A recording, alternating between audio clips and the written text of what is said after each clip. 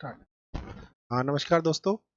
Last class में हम लोगों ने पढ़ा था प्रतिपगमन, कोरिलेशन, और अब इस क्लास में हम लोग नया टॉपिक स्टार्ट करने जा रहे हैं। वो हमारा है सैम्पलिंग थ्योरी। काफ़ी इंपॉर्टेंट वेटेज रखता है हमारा। पहला हम लोगों ने पढ़ा सेंट्रल टेंडेंसी, डिस्पर्जन, इसके अलावा मोमेंट्स, कर्टोसिस वगैरह। और दूसरी यूनिट में अभी हमारा जो हमने लिया था कोरिलेशन रिग्रेशन की यूनिट ली थी। अभी मैं नेक्स्ट इंपॉर्टेंट टॉपिक जो है वो ले रहा हूँ, वो है सैम्पलिंग थ्योरी। तो सैम्पलिंग थ्योरी क्या है दोस्तों हमारी, इसमें यहाँ से एग्जाम में कम से कम 7 से 8 क्वेश्चन आते हैं और बहुत ही इंपॉर्टेंट वेटेज रखता है। थोड़ा टेक्निकल भी है, स्टार्टिंग में थोड़ा सा थ्योरी है, लेकिन आगे जाके थोड़ा सा बिल्कुल टेक्निकल इसके अंदर है। तो बात करते हैं कि सैम्पलिंग है क्या और इसमें से क्या क्या कैसे कैसे क्वेश्चन हमारे बनते हैं।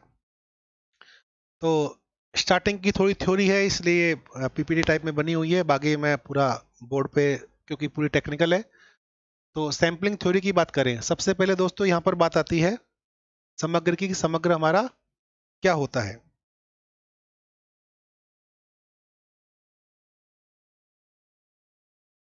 दोस्तों बात करें समग्र या समष्टि, क्योंकि जब भी सैंपल की बात आएगी तो सबसे पहले दोस्तों बात होगी पॉपुलेशन की। दोस्तों यहाँ पॉपुलेशन का मतलब जो हम बोलते हैं जनसंख्या से नहीं है, यहाँ पॉपुलेशन का जो मतलब है वो थोड़ा सा डिफरेंस है। पॉपुलेशन, और इंग्लिश में इसको समग्र या समष्टि कहते हैं। इंग्लिश में इसे हम कहते हैं पॉपुलेशन और यूनिवर्स, पॉपुलेशन एंड यूनिवर्स। तो इसका मतलब दोस्तों क्या होता है, अनुसंधान के लिए निर्धारित समस्त क्षेत्र या इकाइयों का समूह हमारा समग्र कहलाता है। अनुसंधान के लिए निर्धारित हमारा जो समस्त क्षेत्र है वह हमारा दोस्तों समग्र होगा।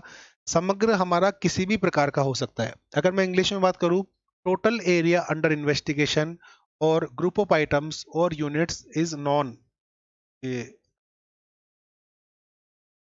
As population, is known as population. तो दोस्तों ध्यान रखने वाली बात यह है कि पॉपुलेशन का मतलब जनसंख्या से ना होकर हमारी उन इकाइयों से है या उस क्षेत्र से है जिसका हम अध्ययन करेंगे।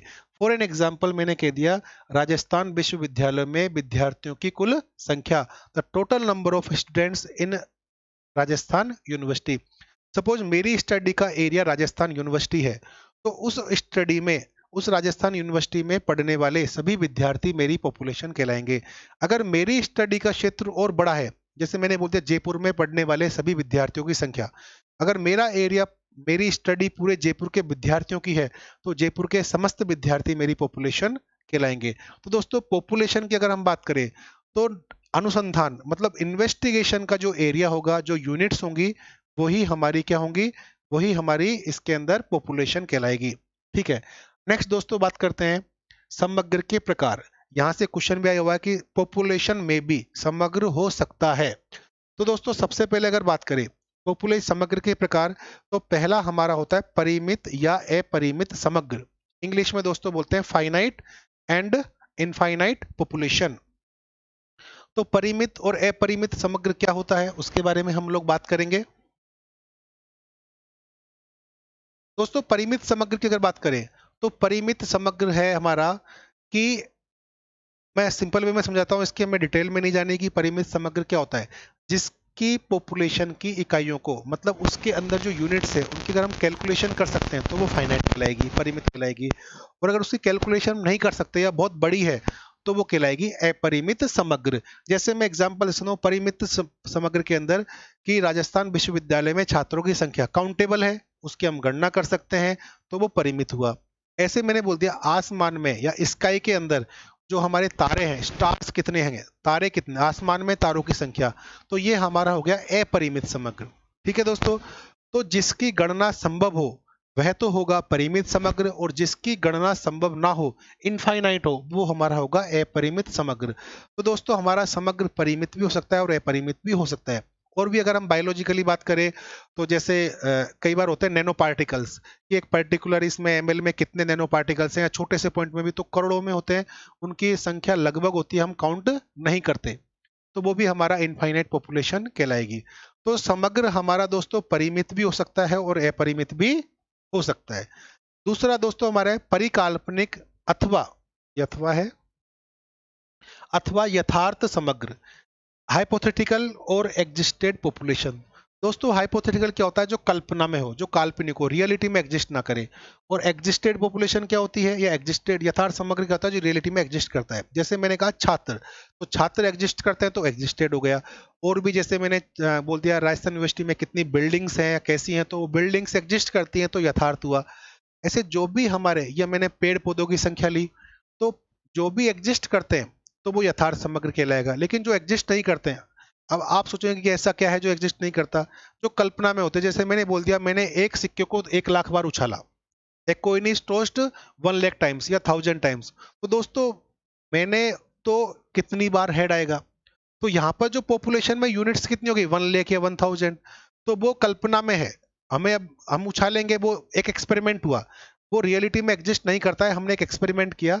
तो जो कल्पना में हम लेते हैं, और भी हम कुछ भी जो एज्यूम कर सकते हैं कि माना कि जो रियलिटी में एग्जिस्ट नहीं करता है, वो कहलाएगा हमारा काल्पनिक समग्र। तो हमने जो जनरली मान लिया कि हाँ ये इसमें इतना होगा, लेकिन रियलिटी में वो है या नहीं हमें नहीं पता, तो वो हमारा कहलाएगा परिकाल्पनिक समग्र। तीसरी अगर दोस्तों बात करें, सजीव तथा निर्जीव समग्र, सिंपल है, लिविंग और नॉन लिविंग।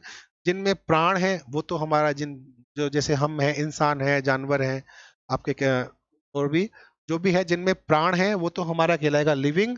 और जिनमें प्राण नहीं है, जैसे कुर्सी, टेबल, बिल्डिंग्स, ये हमारे क्या कहलाएंगे? नॉन लिविंग पॉपुलेशन या निर्जीव समग्र। तो दोस्तों समग्र मैंने इसमें 6 टाइप्स लिख रखे हैं। तो समग्र हमारा कैसा भी हो सकता है। यहाँ से क्वेश्चन एग्जाम में बन जाता है कि निम्न में से समग्र है, तो उसमें होता है लिविंग, दूसरा ऑप्शन हो गया नॉन लिविंग हो सकता है, मे बी आपका हाइपोथेटिकल हो सकता है। तो हमारा आंसर होगा उपरोक्त सभी। समग्र हमारा कोई भी प्रकार का हो सकता है। ठीक है दोस्तों, नेक्स्ट आगे बढ़ते हैं इसके अंदर।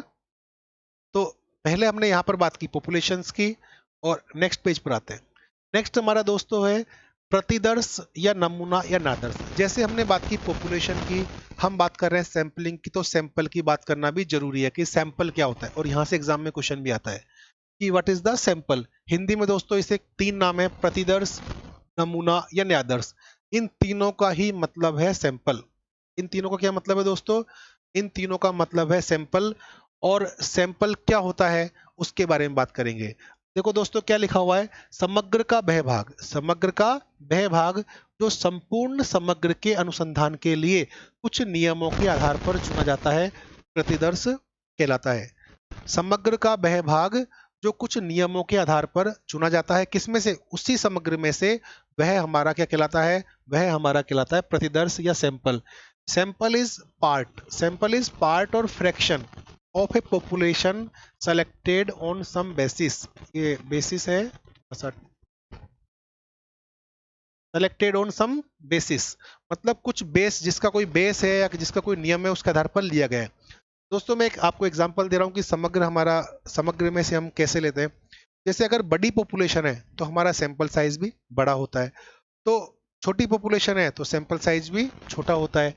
तो हम ये नहीं कह सकते, जैसे यहाँ से क्वेश्चन भी बनता है दोस्तों, क्वेश्चन बनता है कि सैंपल प्रतिदर्श है समग्र की 1 इकाई, दूसरा ऑप्शन होता है समग्र की 2 इकाई, तीसरा ऑप्शन समग्र की 5 इकाई, चौथा होता है समग्र का कोई हिस्सा। इंग्लिश में अगर मैं बात करूं कि sample is a unit of population, 2 units of population, 5 units of population, English में होता है एनी फ्रैक्शन ऑफ पॉपुलेशन। तो दोस्तों हमारा आंसर होगा एनी फ्रैक्शन ऑफ पॉपुलेशन, इसको मैंने हाईलाइट कर रखा है। समग्र का कोई हिस्सा, वो हमारा क्या कहलाएगा? प्रतिदर्श। हम 1 यूनिट, 2 यूनिट या 5 यूनिट को सैंपल नहीं कर सकते, क्योंकि वो नियमों के आधार पर होगा। जो फ्रैक्शन हमारा उस पॉपुलेशन को रिप्रेजेंट करेगा, वो हमारा सैंपल होगा, जो किसी बेसिस या बेस के आधार पर लिया गया होगा, और उसमें समग्र के समान ही विशेषता होनी चाहिए। तो दोस्तों क्लियर है, यहां से जो क्वेश्चन आता है 1 इकाई, 2 इकाई, 5 इकाई, हम ये नहीं कह सकते कि ये सैंपल है। सैंपल क्या है? समग्र का कोई हिस्सा, एनी फ्रैक्शन ऑफ पॉपुलेशन, जिसमें समग्र के समान ही या जिसमें पॉपुलेशन के समान ही विशेषताएं। अब दोस्तों इसका मतलब क्या है पॉपुलेशन के समान ही विशेषताएं? क्योंकि वो पॉपुलेशन को रिप्रेजेंट करता है। जैसे क्या होता है, आपको सिंपल से एग्जांपल दूं, जैसे आप घर में चावल पकाते हैं, आपने एक कुकर में चावल पकाए, फिर आपने क्या किया, उसके अंदर से 3-4 दाने निकाले और 3-4 दानों को दबाकर देखा, तो आपको क्या लगा कि चावल पक गए। अगर 3-4 दानों के चावल पक गए, तो हमने बोल दिया पूरे कुकर के चावल पक गए। तो समग्र के समान ही उस सैंपल में विशेषता है कि सैंपल में पक गए तो कुकर में भी पक गए। उन दोनों की विशेषताएं एक जैसी हैं, अलग अलग नहीं है। तो चावल में से, जैसे समग्र में से सैंपल हमने चावल लिए, समग्र में चावल है तो सैंपल में भी चावल ही होंगे। ऐसा नहीं कि समग्र पॉपुलेशन में हमने पॉपुलेशन तो चावल की है और सैंपल आ गए दाल का, ऐसा संभव नहीं है। तो दोस्तों, जो कैरेक्टरिस्टिक्स हमारी सामग्री की होगी वही कैरेक्टरिस्टिक्स हमारी किसी होगी, विशेषता सैंपल की होगी। जैसे मैंने बताया चावल वाला एग्जांपल, हम बहुत सारे दोस्तों, हम सैम्पलिंग जो है वो डेली लाइफ में बहुत ज्यादा काम में लेते हैं। आप मार्केट में जाते हो, आप शुगर लेते हो, तो शुगर आप आप हाथ में लेकर देखते हो क्वालिटी कैसी है, और उसके आधार पर आप परचेज कर लेते हो। और भी बहुत सारी चीजें ऐसी है जो हम सैंपल लेके देखते हैं और उसके आधार पर ये डिसाइड करते हैं कि इसको बाई करे या नहीं करे। तो दोस्तों, यहाँ से एक क्वेश्चन भी आया हुआ है कि सैंपल क्या है, तो हमारा आंसर होगा सैंपल है एनी फ्रैक्शन ऑफ पॉपुलेशन, या समग्र का कोई हिस्सा। तो आई होप आपको ये सैंपल समझ में आ गया होगा कि सैंपल है क्या। नेक्स्ट पेज पे बात करते हैं कि प्रतिचयन की कौन कौन सी रीतियां हैं, मेथड्स ऑफ सैंपलिंग क्या क्या है, इसकी हम बात करेंगे। तो मेथड्स ऑफ सैंपलिंग की अगर बात करें, पहला हमारा है यादृच्छिक प्रतिचयन या देव प्रायिकता प्रतिचयन।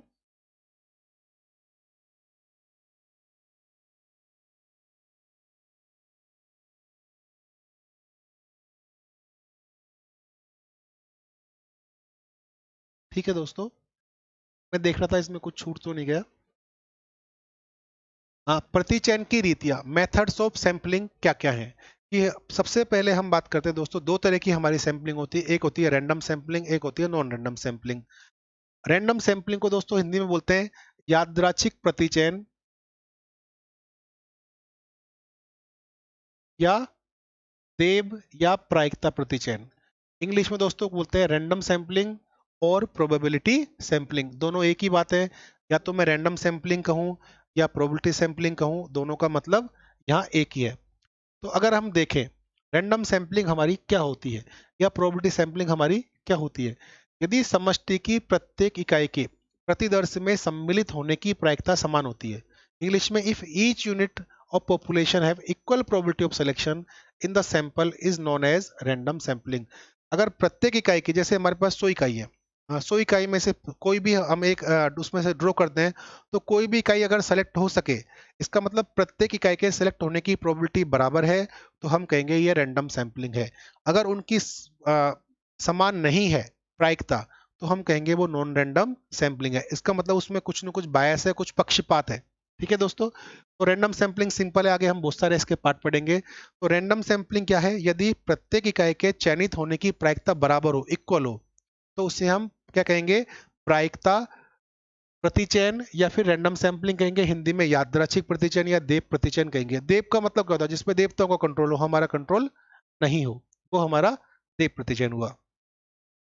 नेक्स्ट पेज की बात करें, यादृच्छिक प्रतिचयन की कुछ विधियां निम्न है। दोस्तों, वैसे तो बहुत सारी विधियां जो मेजर हमारे सिलेबस में है, वो मैंने यहाँ पर लिखी है। इसमें भी हमारी जो बहुचंडी प्रतिचयन है वो हमारी सिलेबस में नहीं है। हमारे सिलेबस में केवल स्टार्टिंग की 4 है, लेकिन इसका नाम इसलिए लिखा क्योंकि कई बार एग्जाम में क्वेश्चन आ जाता है कि निम्न में से कौन सी रैंडम सैंपलिंग है, कौन सी नहीं है, इसलिए हमें नाम पता होना चाहिए। तो दोस्तों, बात करें पहले यादृच्छिक प्रतिचयन मतलब रैंडम सैंपलिंग की कुछ विधियां निम्न है। पहली दोस्तों है सिंपल रैंडम सैंपलिंग, हिंदी में इसे हम कहते हैं सरल यादृच्छिक प्रतिचयन, सरल यादृच्छिक प्रतिचयन। दूसरी दोस्तों हमारा है स्तरित प्रतिचयन, इन सबको हम डिटेल में पढ़ेंगे। इंग्लिश में हम कहते हैं स्ट्रेटिफाइड सैंपलिंग, ये भी हमारी रैंडम सैंपलिंग है। तीसरी दोस्तों हमारे पास है क्रमबद्ध प्रतिचयन, इंग्लिश में कहते हैं सिस्टमैटिक सैंपलिंग, ये भी हमारे सिलेबस में, इसको हम पढ़ेंगे। चौथी दोस्तों हमारे पास है, ये गुच्छा गलत लिखा हुआ है, गुच्छ प्रतिचयन है। हाँ, गुच्छ प्रतिचयन, इंग्लिश में दोस्तों इसको बोलते हैं क्लस्टर सैंपलिंग, ये भी हमारे सिलेबस में है।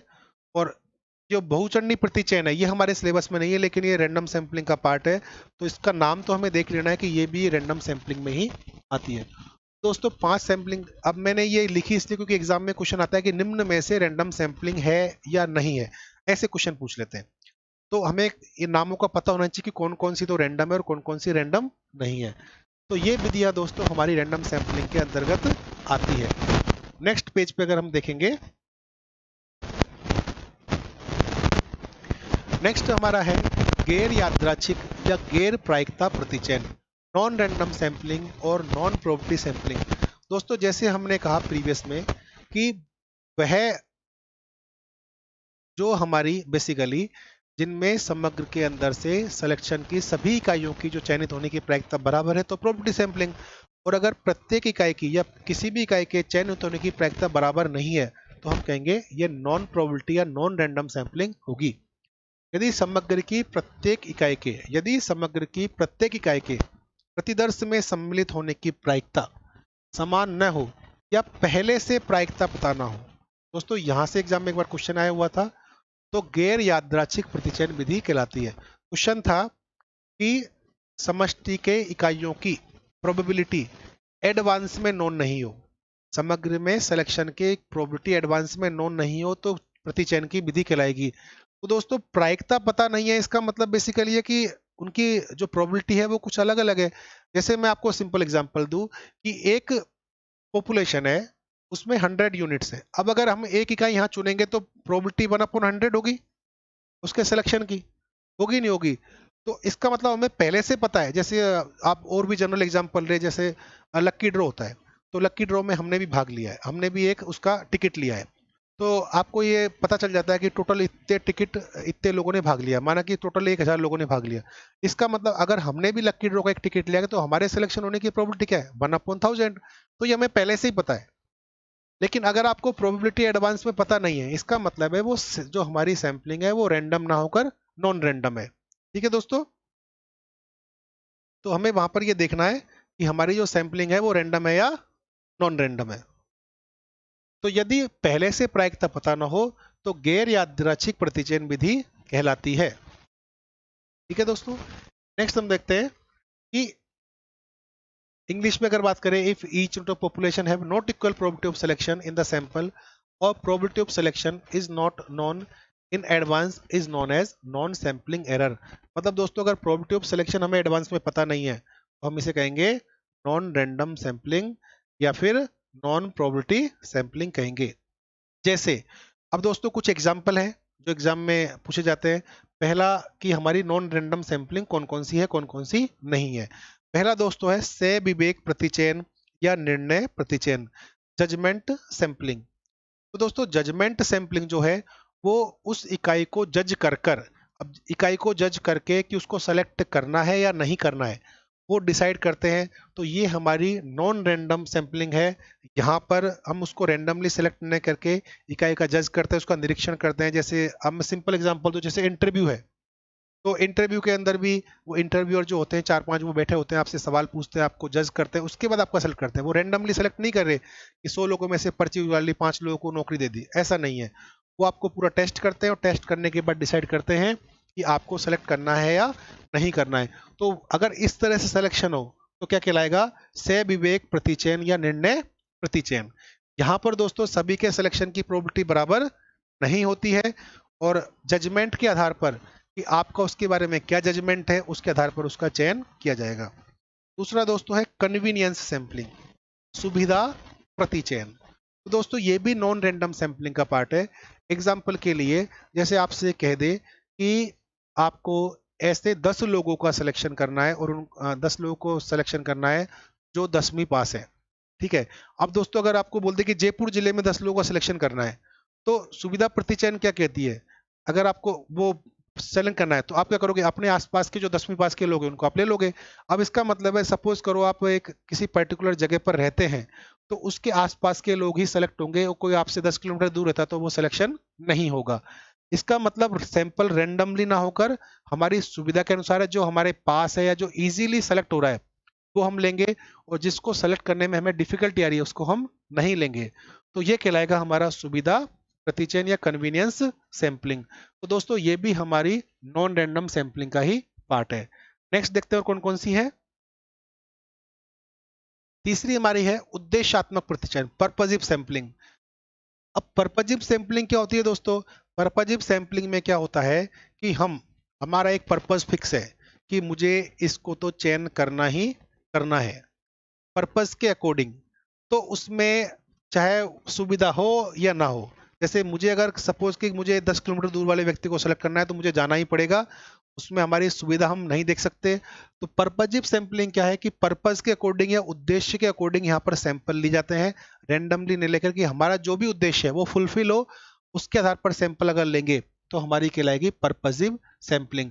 दोस्तों इसमें एक लाइन लिखी हुई है कि इस विधि में जितना प्रतिदर्श का आकार बढ़ाते हैं उतनी ही मानवीय भिन्नता, इंग्लिश में बोलते हैं दोस्तों ह्यूमन बायस, वो कम हो जाएगी। दोस्तों अब ये कैसे होती है, ये भी एक बार क्वेश्चन आया हुआ था कि ऐसी कौन सी सैंपलिंग है जिसमें सैंपल साइज बढ़ाने पर ह्यूमन बायस कम हो जाती है। तो हमारा आंसर होगा पर्पजिव सैंपलिंग। इसमें दोस्तों क्या होता है, जैसे सपोज करो गवर्नमेंट कई बार स्कीम निकालती है, या फिर सबसे पहले जैसे अभी मैं बात करूं लेटेस्ट एग्जांपल का, कोरोना के टीके का एग्जांपल लेते हैं। तो सबसे पहले गवर्नमेंट का पर्पस था कि सबसे पहले उनको टीका लगे जो आपके कोरोना के फ्रंट वॉरियर्स हैं, जिनके बारे में कहा गया कि मेडिकल स्टाफ है या गवर्नमेंट के एम्प्लॉइज हैं, उनको सबसे पहले टीका लगाया जाएगा। तो इसमें क्या गवर्नमेंट की पर्सनल बायस थी कि सबसे पहले उनको टीका लगेगा, कोई रैंडमली सिलेक्शन नहीं था। तो अब जैसे जैसे टीके और बनते गए, क्योंकि शुरुआत में उनका जो मैन्युफैक्चरिंग था वो कम था, तो शुरुआत में केवल टीका किनको मिला, जो गवर्नमेंट एम्प्लॉइज थे या डॉक्टर्स वगैरह थे। अब मैंने क्या कहा कि सैंपल साइज बढ़ाएंगे, अब सपोज टीके और आते जा रहे हैं, टीके आते जा रहे हैं, टीके आते जा रहे हैं, तो ह्यूमन बायस कम हो जाएगी। ह्यूमन बायस, अब गवर्नमेंट को एक तरह से ह्यूमन मान लो आप, गवर्नमेंट को क्या मान लो, ह्यूमन मान लो, कि गवर्नमेंट की बायस क्या है, गवर्नमेंट पक्षपात कर रही है कि सबसे पहले टीका किसको दे रही है, आम पब्लिक को ना देकर डॉक्टर्स को और गवर्नमेंट एम्प्लॉइज को दे रही है। अब उसका कारण क्या जो भी है कि भाई जरूरी उनके लिए इसलिए दे रही है, पर एक तरह से ये मान लो कि ह्यूमन बायस है गवर्नमेंट की, गवर्नमेंट सबसे पहले पक्षपात करते हुए सभी पब्लिक को ना देकर केवल उनको दे रही क्योंकि कम बन रहा है। अब सैंपल साइज बढ़ गया, मतलब टीके ज्यादा आने लग गए, तो गवर्नमेंट ने बोल दिया चलो भैया बुजुर्ग लोग भी आ जाओ, ठीक है, कि अब जो सीनियर्स लोग हैं जिनकी एज 60 प्लस है, 50 प्लस है, वो भी आ जाओ। फिर और टीके आने लग गए, तो गवर्नमेंट ने युवाओं को बुला लिया, अब सबके लिए टीके लगने लग गए। तो क्या है, ह्यूमन बायस जैसे जैसे सैंपल साइज बढ़ रहा है, मतलब हमारे पास सिलेक्शन का क्राइटेरिया बढ़ रहा है, हम ज्यादा लोगों को सेलेक्ट कर सकते हैं, तो हमारे पर्पस के तो हम लेंगे ही, हम दूसरे भी लोग ले लेते हैं। तो जैसे जैसे हमारी सैंपलिंग साइज बढ़ती जाएगी वैसे वैसे हमारी ह्यूमन बायस कम होती जाएगी, किसमें, पर्पजिव सैंपलिंग में। तो ये भी आपको ध्यान रखना है। तीसरा चौथा दोस्तों है नियत मात्रात्मक या नियतांश प्रतिचयन, क्योटा सैंपलिंग। ये एग्जाम में काफी बार पूछा हुआ है कि Kyoto sampling is the example of, जो क्योटा प्रतिचयन है वह किसका एग्जाम्पल है या किसका उदाहरण है, नॉन रैंडम का या रैंडम का। तो दोस्तों आंसर आएगा नॉन रैंडम सैंपलिंग, गैर यादृच्छिक प्रतिचयन। और क्योटा प्रतिचयन है क्या, क्योटा प्रतिचयन क्या, आपने कोटा फिक्स कर दिया, क्या फिक्स कर दिया, कोटा फिक्स कर दिया। रिजर्वेशन इसका सबसे बड़ी एग्जांपल है, जैसे आपने बोल दिया कि साहब एससी को इतना 5%, एसटी को इतना, ओबीसी को इतना परसेंट, तो उतना तो वो आएगा ही आएगा। तो दिस इज एक तरह से ये जो क्योटा प्रतिचयन है, आपने मात्रा फिक्स कर दी कि 20% सैंपल इसके होंगे, 25% इसके होंगे, 30% इसके होंगे, तो ये कहलाती है मेरी क्योटा सैंपलिंग। तो दोस्तों ये काफी बार एग्जाम में आया हुआ है, इसको मैं मोस्ट इंपोर्टेंट बता रहा हूं कि ये मोस्ट इंपोर्टेंट है, काफी बार एग्जाम में पूछा हुआ है कि क्योटा सैंपलिंग किसका एग्जाम्पल है। या फिर पूछ लेते हैं कि निम्न में से गैर यादृच्छिक प्रतिचयन विधि कौन सी है, तो आपको कोई तीन तो रैंडम दे देंगे, जैसे आपको सिंपल रैंडम सैंपलिंग दे दिया, स्ट्रेटिफाइड दे दिया, और एक साथ में क्योटा सैंपलिंग दे दी। तो जो क्योटा सैंपलिंग हमारी है वो नॉन रैंडम सैंपलिंग है, ये आपको याद रखना है। और इसका नाम क्योटा भी याद कर लेना, क्योंकि कई बार पूछ लेते हैं, ऐसे लिख देते हैं क्योटा, क्योटा प्रतिचयन, तो ये क्योटा वर्ड दे देते हैं, तो क्योटा वर्ड भी आपको याद रखना है, ठीक है दोस्तों। और लास्ट हमारी इसके अंदर है जो नॉन रैंडम है, वह है अनुक्रमिक प्रतिचयन, सीक्वेंशियल सैंपलिंग। अनुक्रमिक प्रतिचयन क्या होती है, ये सिर्फ समझने के लिए है, ऐसा कुछ नहीं कि इनको आप सिर्फ नाम याद रखना है, और इसमें ज्यादा नहीं पूछते हैं, जो पूछते हैं मैंने लिख दिया इसके अंदर। तो अनुक्रमिक प्रतिचयन क्या है, जैसे लाइन लग रही है, सीक्वेंस, सीक्वेंस के अकॉर्डिंग आपको सेलेक्ट करना या सीक्वेंस के अकॉर्डिंग सैंपल लेना, ये कहलाती है सीक्वेंशियल सैंपलिंग या अनुक्रमिक प्रतिचयन। अब दोस्तों ये नॉन रैंडम कैसे है, जैसे सपोज करो एक लाइन में 100 लोग लगे हुए हैं, अब कहीं से आगे से किसी स्टाफ ने या अधिकारी ने कह दिया कि हम शुरुआत के 20 लोग ही लेंगे जो फर्स्ट लाइन में लगे हुए हैं। अब दोस्तों जो 20 के बाद लगे हैं उसका तो नंबर आना नहीं है, तो रैंडम तो हुआ नहीं। तो इसीलिए क्या है कि क्रम से अगर हम सैंपल लें तो ये कहलाती है सीक्वेंशियल सैंपलिंग या अनुक्रमिक प्रतिचयन। तो दोस्तों वापस से देखते हैं एक बार, हम लोगों ने नॉन रैंडम सैंपलिंग में क्या क्या पढ़ा। पहला हमने पढ़ा सहविवेक प्रतिचयन, जजमेंटल सैंपलिंग। दूसरी पढ़ा सुविधा प्रतिचयन, कन्वीनियंस सैंपलिंग। और फिर हमने पढ़ा उद्देशात्मक प्रतिचयन, पर्पजिव सैंपलिंग। चौथा हमने पढ़ा क्योटा सैंपलिंग। और पांचवा पढ़ा अनुक्रमिक प्रतिचयन। ये सभी दोस्तों नॉन रैंडम सैंपलिंग के पार्ट है। तो जनरली आपको इसको याद करना है और इसको दिमाग में रखना है कि हमें कौन कि क्योटा प्रतिचयन रैंडम है या नॉन रैंडम है। ठीक है दोस्तों, आगे बढ़ते हैं। नेक्स्ट हमारा है यादृच्छिक प्रतिचयन चुनने की विधि कौन कौन सी है। अब हमने दोस्तों रैंडम सैंपलिंग के टाइप्स पढ़ लिए, कौन कौन से हैं। हमने नॉन रैंडम के टाइप्स पढ़ लिए। अब हम अगर रैंडम सैंपलिंग काम में लेंगे तो हमें रैंडमली सैंपल भी सिलेक्ट करना पड़ेगा। तो कौन कौन से मेथड हैं जो रैंडम सैंपल सेलेक्ट करने में काम में आते हैं। दोस्तों इसमें सबसे पहले लॉटरी विधि। सबसे पहले क्या है? लॉटरी विधि। तो दोस्तों लॉटरी विधि क्या है? ये शायद एक बार संगणक में कौन से पेपर में पूछा होता, मुझे एग्जैक्टली याद नहीं रहा, पर पेपर में आया हुआ था कि लॉटरी विधि बेसिकली है क्या और कैसे से सैंपल लेते हैं। तो हम जनरल वे में लॉटरी शब्द तो सबने सुना हुआ है। लॉटरी क्या होती है? जैसे एक जैसे पर्चे बना लेते हैं, फिर उसमें से जो सेलेक्ट करने होते हैं वो सेलेक्ट कर लेते हैं। जिन जिनके लॉटरी निकलती है वो अपना इनाम लेके घर चले जाते हैं। तो वो जो लॉटरी में सेलेक्ट हुए वही हमारी एक तरह से सैंपल हो गए। तो लॉटरी सिस्टम, तो लॉटरी मेथड जो है वो हमारा रैंडम सैंपल चुनने की एक विधि है। लॉटरी विधि से सैंपल कैसे चुनेंगे? जैसे सपोज करो हमारे पास 100 यूनिट्स हैं, तो हम क्या करेंगे दोस्तों, उन सभी 100 यूनिट्स को 1 से लेकर 100 तक नंबर दे देंगे। पर्चियां एक जैसी होनी चाहिए, एक कलर की होनी चाहिए और उनमें कोई भी पहचान का कुछ नहीं होना चाहिए, केवल नंबर अलग होना चाहिए जो भी छुपा हुआ होगा पर्ची के अंदर, फोल्ड होगा। तो 1 से लेकर 100 तक नंबर दे दिए। फिर उन पर्चियों को हमने किसी ड्रम के अंदर या किसी बॉक्स में रख दिया। फिर उसको हम शफल करेंगे, मतलब पर्चियों को उसमें से हिलाएंगे और फिर उसमें से हम कोई भी रैंडमली 10 पर्चियां चुन लेंगे। जो जो भी पर्चियों के नंबर सेलेक्ट होंगे उन नंबरों से संबंधित जो भी व्यक्ति या इकाई होगी वो हमारी चयनित हो जाएगी। ये हमारा लॉटरी मेथड है। तो ये हमारा रैंडम प्रतिदर्श चुनने का या रैंडम सैंपल लेने की एक विधि है। दूसरी दोस्तों हमारे पास है यादृच्छिक संख्या सारणी विधि, रैंडम नंबर टेबल मेथड। इस विधि में यादृच्छिक सारणी या कंप्यूटर की सहायता से यादृच्छिक प्रतिदर्श चुने जाते हैं। दोस्तों पहले तो बड़ी बड़ी टेबल्स हुआ करती थी, जिसके अंदर जैसे 2 नंबरों के रैंडम नंबर, 3 अंकों के रैंडम नंबर, 4 अंकों के रैंडम नंबर, और आज भी मैनुअली कई लोग काम में लेते हैं। तो लेकिन अब क्या है दोस्तों, कंप्यूटर सिस्टम आ गया। कंप्यूटर में आप एंटर करा दो। जैसे आपने देखा होगा हाउसिंग बोर्ड्स की ये जो फ्लैट्स होते हैं, इनकी लॉटरी खुलती है तो वो कंप्यूटर्स के थ्रू खुलती है। वो क्या करते हैं कि कितने लोगों ने अप्लाई किया उसके अकॉर्डिंग कितने लोगों को सिलेक्शन करना है, एक बटन दबाते हैं और उसमें टेब कंप्यूटर के अंदर ही सॉफ्टवेयर्स बने होते हैं, वो उसमें सारे नंबर्स होते हैं, वो आपको रैंडमली सेलेक्ट करके दे देता है। तो आजकल कंप्यूटर की मदद से भी रैंडम नंबर चुने जाते हैं। दोस्तों एक होती है रोल्टे चक्र विधि, रोल्टे बील मेथड। रोल्टे बील मेथड क्या होता है दोस्तों, आपने वो कसिनोज के कई बार सीन देखे होंगे मूवीज के अंदर। तो एक जो बड़ा सा चक्र होता है उस चक्र पे नंबर्स लिखे होते हैं। तो दोस्तों जब वो एक पर्टिकुलर पॉइंट, एक उसमें एरो होता है इस तरह से, सपोज ये चक्र है, इसमें नंबर लिखे हुए हैं, नीचे एक एरो बना होता है। अब इस चक्र को घुमाते हैं, अब जिस पॉइंट पर एरो जहां पर ये रुकता है उस एरो के सामने जो भी नंबर होगा वो हमारा सेलेक्ट हो जाएगा। तो ये हमारी रोल्टे चक्र विधि है, जिसको आप लोगों ने कभी न कभी जरूर देखा होगा।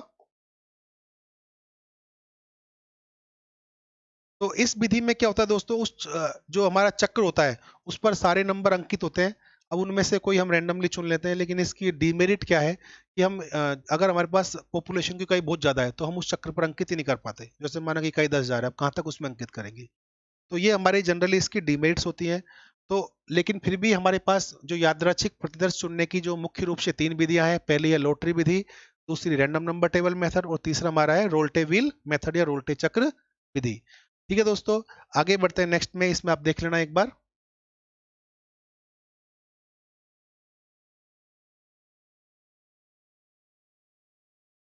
नेक्स्ट छोटी छोटी चीजें हैं। पहला है मार्गदर्शी सर्वेक्षण, पायलट सर्वे। ये क्या होता है?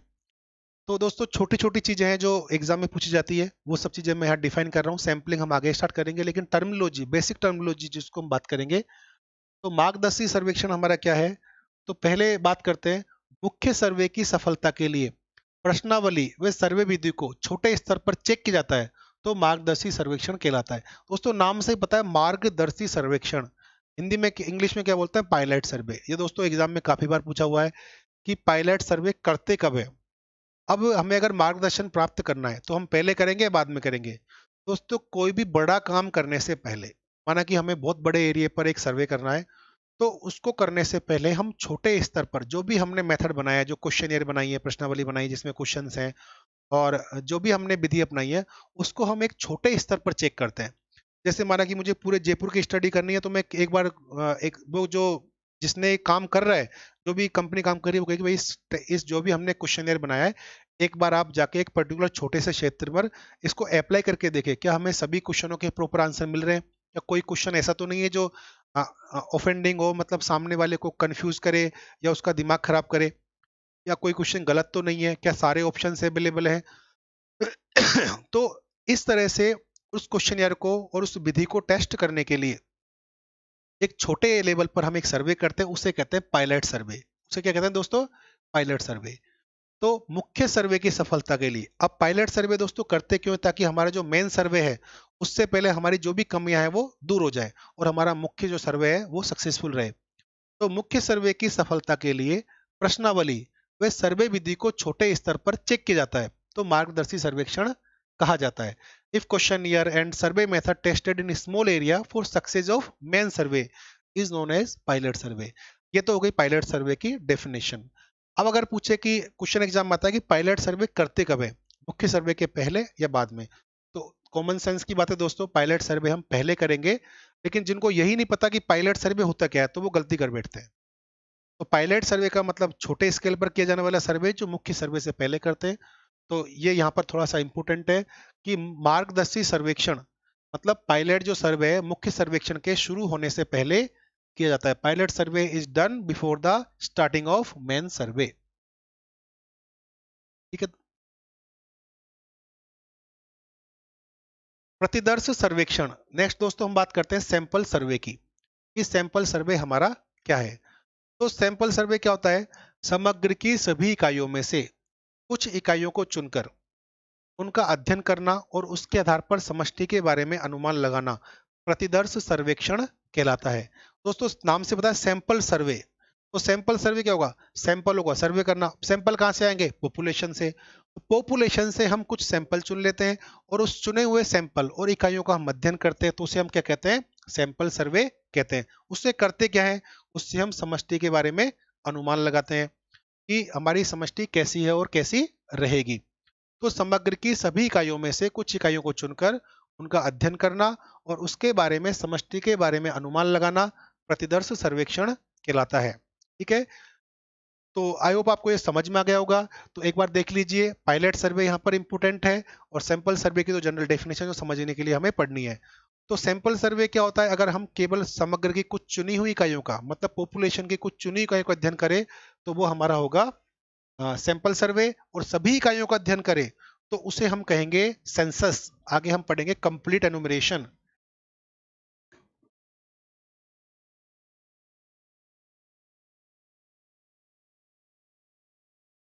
तो दोस्तों सैंपल सर्वे क्या है, समग्र की सभी इकाइयों में से कुछ इकाइयों को चुनकर उनका अध्ययन करना और उसके आधार पर समष्टि के बारे में अनुमान लगाना प्रतिदर्श सर्वेक्षण कहलाता है। ठीक है दोस्तों, आगे बढ़ते हैं नेक्स्ट पेज की तरफ। अब यहां से दोस्तों एक क्वेश्चन पूछा हुआ है कि जो भी हम सर्वे करते हैं वो किस पर निर्भर करता है। कि एक सर्वेक्षण का, काफी बार क्वेश्चन आया हुआ है कि एक सर्वेक्षण का कार्यक्षेत्र किस पर निर्भर करता है। तो दोस्तों सर्वेक्षण का जो कार्यक्षेत्र है, ध्यान से देखना दोस्तों, सर्वेक्षण का कार्यक्षेत्र मुख्य रूप से 3 बिंदुओं पर निर्भर करता है। पहला करता है सर्वे के उद्देश्यों पर, पहला करता है सर्वे के उद्देश्यों पर। दूसरा करता है समय व संसाधनों की उपलब्धता पर। ठीक है। तो दोस्तों यहां से क्वेश्चन आया हुआ है कि एक सर्वेक्षण का कार्यक्षेत्र निर्भर करता है। ऑप्शन ए में लिखा होता है सर्वे के उद्देश्यों पर, ऑप्शन बी समय की उपलब्धता, ऑप्शन सी संसाधनों की उपलब्धता, option D fourth all of the above. तो हमारा आंसर यहाँ पर होगा ऑल ऑफ द अबोव। तो किसी भी सर्वेक्षण का कार्यक्षेत्र मतलब हम कितने क्षेत्र में करेंगे, कितना वाइड करेंगे, कितना समय लगेगा, तो ये सब दोस्तों निर्भर करेगा उसकी सोर्सेज की एबिलिटी पर, हम कि समय कितना है, कितने समय में पूरा करना है और हमारा उद्देश्य क्या है, उसी उद्देश्य को ध्यान में रखते हुए हम सर्वेक्षण का कार्यक्षेत्र तय करेंगे कि उसकी लिमिटेशंस क्या है, उसकी बॉर्डर लाइन क्या है, कि कहाँ तक हमें जाना है। दोस्तों इंग्लिश में बात करें तो शब्द यहाँ पर आता है डोमेन ऑफ सर्वे, किस पर डिपेंड करता है। तो ये आपका इंपॉर्टेंट है, यहाँ से दोस्तों क्वेश्चन आया हुआ है कि डोमेन ऑफ सर्वे किस पे डिपेंड करेगा। तो डिपेंड करेगा हमारा ऑब्जेक्टिव सर्वे टाइम पर और अवेलेबिलिटी ऑफ सोर्सेज पर, ये हमारा निर्भर करेगा। ठीक है दोस्तों, नेक्स्ट देखते हैं प्रति चेन फ्रेम। ये भी दोस्तों काफी इंपॉर्टेंट है, कई बार रिसर्च असिस्टेंट के एग्जाम में पूछा हुआ है, ये अनुसंधान सहायक की एग्जाम होती है हमारी, तो उसमें क्वेश्चन आया हुआ है कि सैंपलिंग फ्रेम क्या है। दोस्तों अगर मैं बात करूं फ्रेम शब्द, जैसे बोलते हैं फोटो फ्रेम, ये शब्द आप सब लोगों ने सुना होगा, ऐसे ही हम बोलते हैं सैंपलिंग फ्रेम। सैंपलिंग फ्रेम से कई लोग जनरली वे में गलत आंसर लगा लेते हैं कि जो हमारे सैंपल्स हैं उनकी जो टोटल इकाइयां हैं, मतलब सैंपल जो इकाइयां हैं सैंपल यूनिट्स है, वो मेरी सैंपलिंग फ्रेम होगी। बिल्कुल गलत है। फ्रेम क्या होती है, एक जैसे फोटो फ्रेम होती है वो पूरी फोटो को कवर करती है तो ऐसे ही हमारी होती है सैंपलिंग फ्रेम। सैंपलिंग फ्रेम क्या होती है दोस्तों, समष्टि की सभी इकाइयों की सूची, ये आपको याद करना है, समष्टि की सभी इकाइयों की सूची। For an example sampling frame मेरी क्या है, ये सपोज करो राजस्थान यूनिवर्सिटी के विद्यार्थियों की, मेरे पास सभी विद्यार्थियों की लिस्ट है, तो वो लिस्ट मेरी सैंपलिंग फ्रेम हो गई। तो यहाँ पर क्या है, सैंपलिंग फ्रेम क्या है, समष्टि की सभी इकाइयों की सूची, मतलब समग्र में या पॉपुलेशन में जितनी भी यूनिट्स हैं उन सब की जो सूची होगी वो मेरी सैंपलिंग फ्रेम होगी। सैंपलिंग फ्रेम बेसिकली क्या है, सैंपलिंग फ्रेम है जहां से हमें सैंपल लेने हैं, और सैंपल कहां से लेते हैं, पॉपुलेशन से, और सैंपलिंग फ्रेम उन सभी पॉपुलेशन की इकाइयों को कवर करती है। तो सैंपलिंग फ्रेम हमारी क्या हो गई दोस्तों सैंपलिंग फ्रेम हो गई समष्टि की सभी इकाइयों की सूची। काफी इंपॉर्टेंट है, कई बार क्वेश्चन आया हुआ है कि सैंपलिंग फ्रेम है, उसमें होता है समष्टि की सभी इकाइयों की सूची, प्रतिदर्श की सभी इकाइयों की सूची, तीसरा ऑप्शन होता है उपरोक्त दोनों, चौथा कोई नहीं। तो जल्दी से बच्चे कंफ्यूज कर देते हैं कि प्रति चयन फ्रेम है तो प्रतिदर्श की इकाइयों की सूची होगी, लेकिन वो गलत है। हमारी जो सैंपलिंग फ्रेम होगी वो क्या होगी, समष्टि की सभी इकाइयों की सूची हमारी प्रतिचयन फ्रेम कहलाएगी। इंग्लिश में दोस्तों आपको याद करना है list of units of population, यही आपको ऑप्शन में मिलेगा। List of units of population is known as sampling frame. दोस्तों यहां से दो क्वेश्चन बनते हैं, ध्यान से सुनना, दो क्वेश्चन बनते हैं यहां से, दोनों क्वेश्चनों के बारे में बात करेंगे।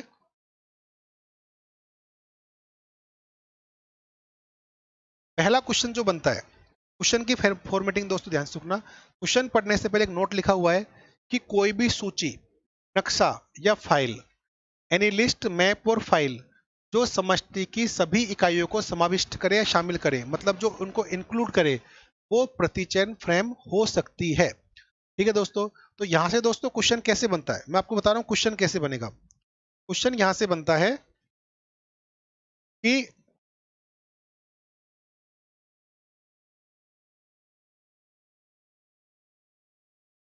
सैंपलिंग फ्रेम इज, ये क्वेश्चन है, इसमें बोल दिया इंग्लिश में प्रतिचयन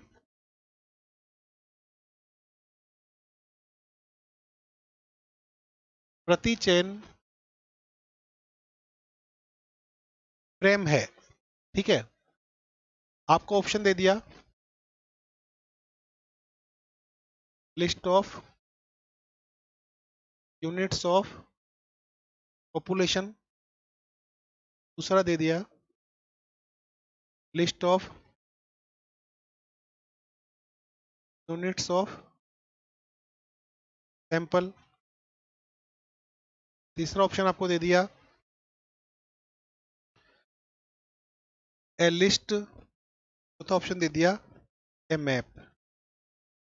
अब दोस्तों अभी अभी जस्ट मैंने प्रीवियस पेज में कहा है,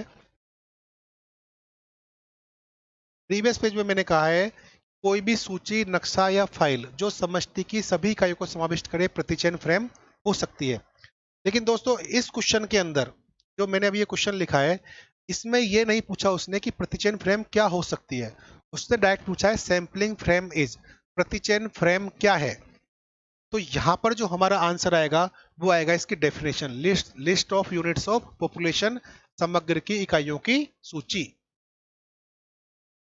समग्र की इकाइयों की सूची। दोस्तों ये क्वेश्चन की फॉर्मेटिंग है, अगर क्वेश्चन यहां पर लिखा होता, हाँ, चलो मैं इसको ऑल ऑफ द अबव कर देता हूँ एक बार। हाँ, नेक्स्ट क्वेश्चन दोस्तों यहाँ पर जैसे आपसे पूछे कि सैम्पलिंग फ्रेम में बी, सैम्पलिंग फ्रेम क्या हो सकती है, जैसे आपसे नेक्स्ट क्वेश्चन बोल दिया सैम्पलिंग फ्रेम, शॉर्ट में लिख रहा हूं मैं, मे बी सैम्पलिंग फ्रेम हो सकती है। आपको ऑप्शन दे दिया list of units of population, सामग्री के इकाइयों की सूची, दूसरा दे दिया ए लिस्ट, तीसरा दे दिया मैप, और चौथा दे दिया ऑल ऑफ द अबव। तो दोस्तों अगर क्वेश्चन कहे कि सैम्पलिंग फ्रेम क्या है, जब तो हमारा क्लियर आंसर होगा list of units of population, सामग्री की इकाइयों की सूची, क्योंकि यहां पर उसने डेफिनेशन पूछी है। और अब इस क्वेश्चन में पूछा उसने कि सैम्पलिंग फ्रेम में भी, सैम्पलिंग फ्रेम हो सकती है। तो दोस्तों होने को तो कुछ भी हो सकता है, जो अगर सामग्री की सभी इकाइयों को वो समाविष्ट करे तो सैम्पलिंग फ्रेम हो सकती है, नहीं करे तो नहीं हो सकती। तो उसने पूछा हो सकती है, तो list of units of population ये तो हमारी है ही है सैम्पलिंग फ्रेम, ये तो डेफिनेशन ही है। दूसरा कोई भी लिस्ट, ये भी हमारी सैम्पलिंग फ्रेम हो सकती है। कोई मैप, ये भी हमारी सैम्पलिंग फ्रेम हो सकती है। कोई भी डॉक्यूमेंट या फाइल, वो भी सैम्पलिंग फ्रेम हो सकती है अगर वो शामिल करे तो। लेकिन इसने ये तो नहीं कि सैम्पलिंग फ्रेम है या नहीं कंफर्म, वो हो सकती है। तो दोस्तों हो तो सकती है। तो अगर पूछे कि सैम्पलिंग फ्रेम में भी, जब तो हमारा आंसर आएगा ऑल ऑफ द अबव। लेकिन इसी क्वेश्चन में अगर वो कह दे कि सैम्पलिंग फ्रेम इज, प्रतिचयन फ्रेम है, तो हमारा केवल फर्स्ट आंसर सही होगा। ये हमारी प्रतिचयन फ्रेम कंफर्म नहीं है या नहीं, हो सकती है। तो डेफिनेशन पूछे तो हमारा आंसर केवल फर्स्ट ऑप्शन होगा, और पूछे कि सैम्पलिंग फ्रेम हो सकती है तो हमारा आंसर होगा ऑल ऑफ द अबव। तो ये दोस्तों ध्यान रखने वाली बात है इसके अंदर से, ये आपको थोड़ा देखना है। नेक्स्ट हमारा जो क्वेश्चन है इसके अंदर, दोस्तों हमने सैम्पलिंग फ्रेम के बारे में पढ़ा। अब हमारा है पूर्ण गणना या जनगणना। ये क्या होती है दोस्तों, इंग्लिश में बोलते हैं इसको कंप्लीट एनुमरेशन। क्या बोलते हैं? कंप्लीट एनुमरेशन और सेंसस। तो दोस्तों अभी हमने पढ़ा सैंपल सर्वे क्या होता है। तो सैंपल सर्वे क्या है, जब समग्र की सभी इकाइयों को में से कुछ इकाई चुनकर, समग्र की सभी इकाइयों में से कुछ इकाई चुनकर अगर हम सैंपल लें और उनका अध्ययन करें तो वो होगा सैंपल सर्वे। लेकिन अगर हम समष्टि की प्रत्येक इकाई का अध्ययन करें, each and every unit is studied, तो हमारा कहलाएगा पूर्ण गणना या जनगणना कहलाएगी। तो ध्यान रखना दोस्तों, इसके अंदर हमें क्या करना है, अगर आप क्वेश्चन आपसे पूछे कि समग्र की सभी इकाइयों को अध्ययन किया जाता है, if each and every unit is studied, तो वो हमारा कहलाएगा सेंसस या कंप्लीट एनुमरेशन, जनगणना। तो अब क्वेश्चन आता है कि जनगणना के क्या फायदे हैं और सैंपल सर्वे के क्या फायदे हैं। तो दोस्तों हमारा जो है नोट वन, पूर्ण गणना सभी विस्तृत इकाइयों के अध्ययन में सहायक है या डिटेल्ड स्टडी में हेल्पफुल है। ठीक है, तो ये तो इसकी मेरिट है। जो हमारी कंप्लीट एनुमरेशन है उससे क्या होगा, हमारा हमें क्या फायदा होगा कि हमें सब कुछ डिटेल में मिलेगा क्योंकि सारी स्टडी करेंगे। और जबकि हमारी जो पूर्ण गणना है उसकी डीमेरिट दोस्तों क्या है, डीमेरिट यह है कि इसमें ज्यादा समय, धन और श्रम व कुशल लोगों की आवश्यकता होगी। तो यहां से पिछली बार एक क्वेश्चन बना हुआ था कि निम्न में से पूर्ण गणना की विशेषता नहीं है या विशेषता है। तो दोस्तों ध्यान रखो, विशेषता तो हमारी ये दोनों ही है, कुछ तो मेरिट्स है कुछ डिमेरिट्स हैं। तो उसमें था कि विस्तृत अध्ययन में सहायक है, ये तो हमारी विशेषता है। उसमें दूसरा लिखा था कि अधिक समय कंज्यूम होता है या ज्यादा समय खर्च होता है, ये भी विशेषता है। तीसरा ऑप्शन था कि इसमें कुशल लोगों की जरूरत नहीं होती है या कम लोगों की जरूरत पड़ती है, तो ये ऑप्शन हमारा गलत हो गया, ये उसकी विशेषता नहीं होगी। तो इस पर हमें ध्यान रखना है कि इसमें विस्तृत अध्ययन में सहायक है और ये पूर्ण गणना में ज्यादा समय, धन व श्रम व कुशल लोगों की जरूरत होती है। तो दोस्तों आज हमने कुछ मेजर टर्मिनोलॉजी जिसकी पढ़ी, नेक्स्ट क्लास में हम आगे बात करेंगे कुछ और इम्पोर्टेंट फैक्टर्स की। तो ये सैम्पलिंग की मेजर टर्मिनोलॉजी है, और भी आगे इसमें sampling error, non sampling error आगे बात करेंगे। इस क्लास में इतना ही। सैम्पलिंग का स्टार्टिंग का जो पार्ट है थोड़ा थ्योरेटिकल है, आगे हम टेक्निकल पार्ट की स्टार्ट करेंगे। तो दोस्तों मिलते हैं नेक्स्ट क्लास में।